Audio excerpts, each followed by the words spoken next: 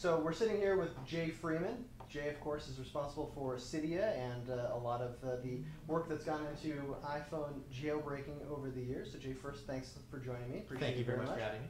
So a lot of people are asking us, where's the iPhone 4 jailbreak? So I actually don't develop the iPhone 4 jailbreak. While I'm involved in its construction, the jailbreak is developed by a guy named Comex, along with Planet Being and Muscle Nerd.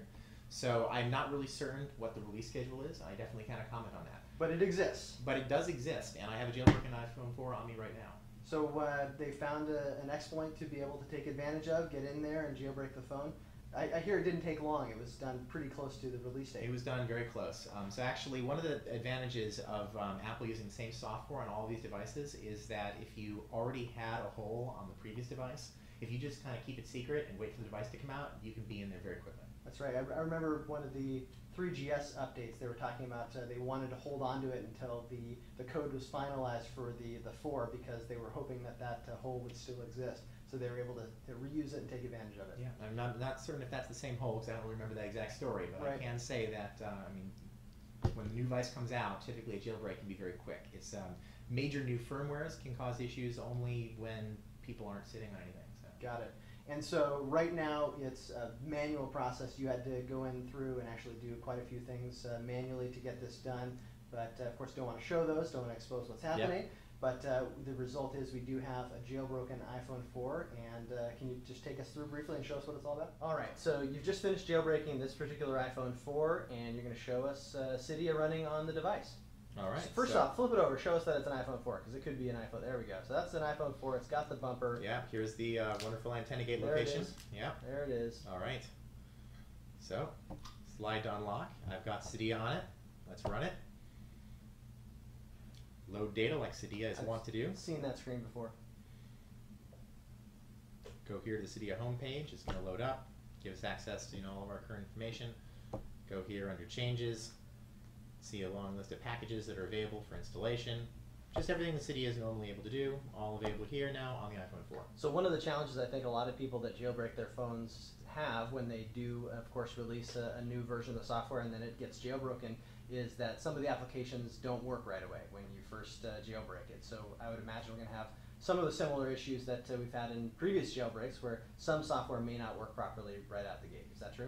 That is correct. A lot of the developers are getting access to jailbreaks around the same time the users do because there's no real way to get a jailbreak to a developer and not have it end up in the hands of 100,000 users just a couple days later. I can imagine. So there's definitely difficulties with getting applications ported to especially new devices, but even just new firmwares directly when they come out. That said, a lot of the core functionality that people expect, a lot of the things from either Saurik IT or Big Boss are typically available very quickly. But even then, sometimes a few little things can catch up something. For example, Sigit on 4.0, which is currently still being held back. All right, so as we know, when the new jailbreak comes out, some of the applications don't work properly right away. Is that the case with the iPhone 4 jailbreak? Yes. Currently anything that involves a signature authentication response, very technical term, pretty much just means talking to Apple and saying, I'm Jay, not Bob, is having a little bit of issues. Something that should be very simple to fix. We just haven't been able to do it yet because we've been working on all of the user interface aspects of the jailbreak, trying to make it all simple.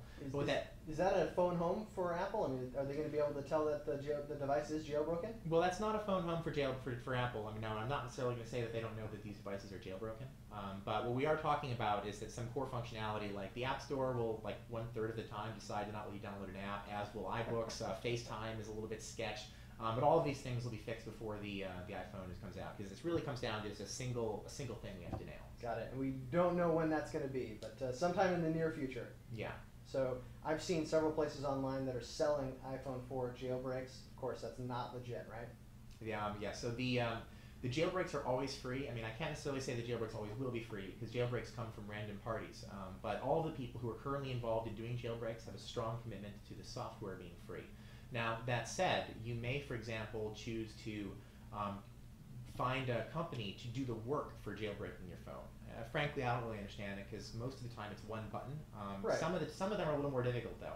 And in the case of the ones that are more difficult, it's totally reasonable to pay $30 to get your phone jailbroken. Sure. But if you're just downloading an application, you're doing it wrong. Yes, you can just get it from our website. Right, and when that application opens up, it basically gives you a huge warning that says if you paid for this, demand your money back because Yeah. this is free software. Yeah, so that's typically something that is done in all of the ones from the iPhone dev team. I'm a member of the iPhone dev team, but I do not actually develop those jailbreaks. Do you know all of the members of the dev team? I mean, do you know who they are and what their real names are, or do you know them mostly by their online names? I don't think anybody knows who all of them are and all their real names. I've met a couple people from the iPhone dev team, specifically the ones that tend to go to conferences, but I have many of them I have never met. They're from countries I've never visited. Don't speak their languages. Yeah, well, I mean, luckily they speak mine. So. Anything else that we want to cover before we wrap it up? Not that I can think of in the iPhone 4. All right. Jay, thanks again for joining us. Appreciate it very much. Thank you very much.